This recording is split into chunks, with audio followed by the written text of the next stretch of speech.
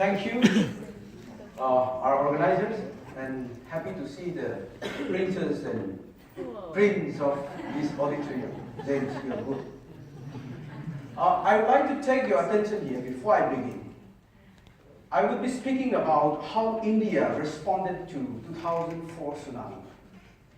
Now the background that I'd like all of you to keep in mind is that before 2004, in India, we do not have an institution of disaster management. There was no disaster management systems.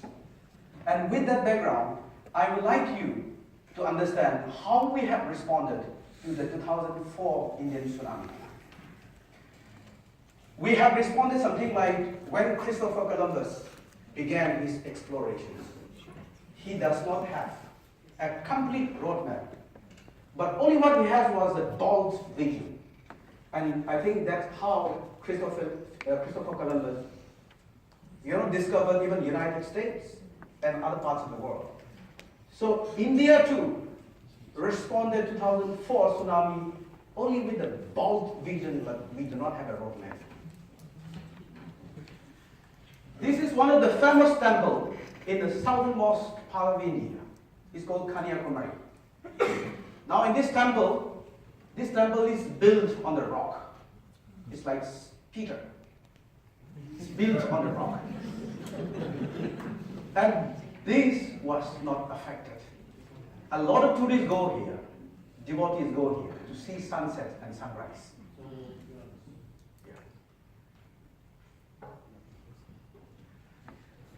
December 26, 2004, 8 magnitude of earthquake, 6.29 m with its epicenter of the coast of Sumatra hit, and it has affected 13 coastal districts in Tamil Nadu. It's the southern part of India. That was the worst hit district in India. Nagapattinam was the worst affected district, which is located in the state of Tamil Nadu, which is bordering, I think, Sri Lanka. Now this is how it began. And the Tamil Nadu, the Nagapattinam is the red spot. The scale of disaster, we never had this scale of disaster in India.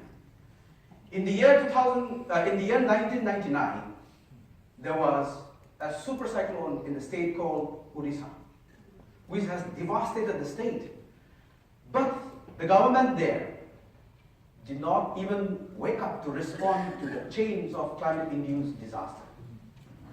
And we also had another disaster called Bhuj earthquake in the year 2001, which occurred during 26th January when India was celebrating its Republic Day. And a lot of destructions were there.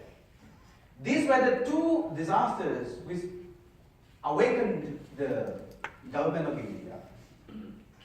And we draw a few lessons from there and how we have responded. Now within this period, in Tamil Nadu, this is the human loss. And in Nagapattinam, that district alone is this much. Now the immediate concern that we had was disposal of the dead bodies. If 100 people die, disposal of the dead body would be easy. But we have here thousands. How do we dispose them? Another concern was restoration of electricity, which was damaged, water supply, providing food for the affected families, removal of the debris, prevention of epidemics, distribution of immediate relief packages, which was announced by the government of the state, Tamil Nadu. Now, day 3, from 26, 27, on the 28th, we could understand the magnitude of the tsunami disasters that was really hit our country. The realization that district missionary alone will not suffice to respond to the event. We call upon the state government and other neighboring states and international NGOs. I hope everyone is all right. Yeah. After lunch, I think Tom is allowing us to take a nap as well. Please keep awake. Yeah. Because there was, I was, just to break off, there was the best economist of the city who was looking down, who wants to prove himself. Like any one of us sitting down here, we are all coming from, I'm a leisure colonel and what, all from the top bosses. He wants to prove himself that he is the best economist. So he met a shepherd boy, and said, "Can I tell you how many ships you have?" The shepherd boy said, "No, I don't know." For how many years you have been tendering your ship? The boy said, "Maybe around 30 years. You still don't know your ship, number of ships that you have?" Then the boy said, "No. If I tell you the exact number that you have, the number of ships that you have, I can pick anyone." The boy said, "Okay." He says, "You have 200 ships." And the boy said, "Okay, you take one."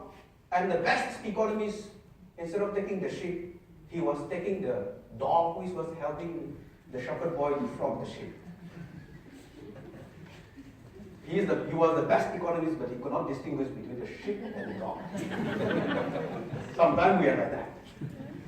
So, the Secretary Rural Development was appointed as the point person so that we can have an incident command system that was established.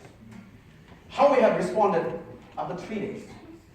Then 73 affected habitations were divided into 7 contiguous habitations, each with the flexibility of finance.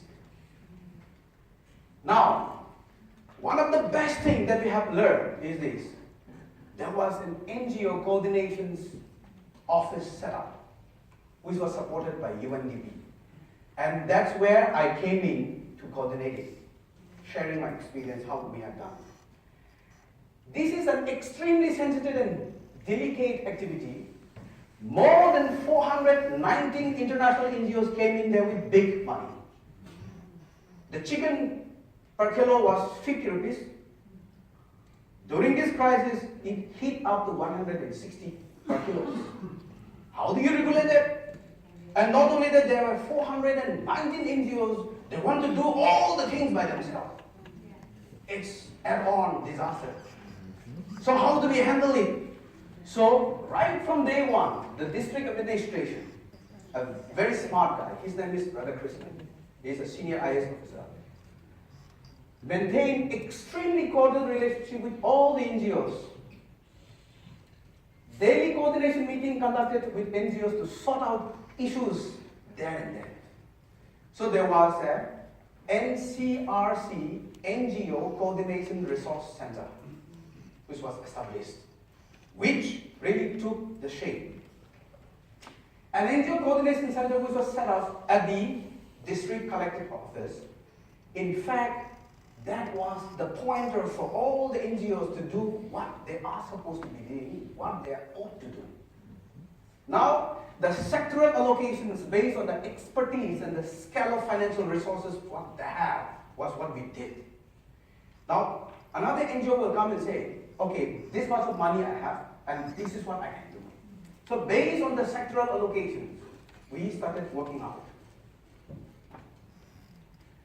Now the special efforts, what we gave was also a psychosocial support, which is very, very important in every crisis, be it man-made or natural disaster. It has been widely documented that every after disasters, they involve loss of life, loss of homes, and loss of jobs. Survivors experience a significant emotional impact, which is an important thing to address. So in order to do this, what we did was, we have NIMHANS, which is called National Institute of Mental Health, which is based in Bangalore. And the Christian Medical College, along with the government doctors, we divided sector-wise, the habitation-wise, to help give counseling, social support to the affected families. Some of the most visible and tangible work that we did at the end, I have many other experiences, but due to the paucity of time, I'll come to this. Certain visible development incorporating disaster risk reduction features during tsunami recovery was around 50,000 homes we rebuilt. An alternative livelihood was promoted. And Anangodi centers were rebuilt. That acts as a disaster shelters. Lessons that we learned from this event. After that event, we realized, no, we should have an act that will regulate, that will bring in policies and guidelines so that we have a systematic way of responding to disaster. Now, we realize disaster is no longer if, but it's a matter of when it will happen. So, individuals, governments, and decision makers cannot be strangers to disaster. That's what India has taken a step. And finding the way where the risks are coming from and understanding the strategies to address those risks was what we have done. And most precisely because the increasing number of climate change-induced disasters. So therefore, disaster risk reduction should be a way of life for every individual in the country. That's how, in the year 2005, after tsunami, India passed an act called Disaster Management Act 2005, which has a body at the national level, every state and every district headquarters, and we have a full force. We have around 16 battalion of disaster response force equipped to respond to any event. I think we sent our battalion to Nepal and plus even in Japan. Now, 27 May, our former United States President Bill Clinton came to visit us. That's what he said. Mr. Clinton had words of praise for districts and the administrative machinery. He said, "We would like to adopt the systems you have here, since it has worked." That's the word of our former President of the United States. And that is the famous elector. This is during this visit. We coordinated this visit, and I never knew that there are many protocol issues when American presidents visit. So we had it in Australia for 3 days. So, to be sure of hitting the target, shoot first. And whatever you hit, only that target.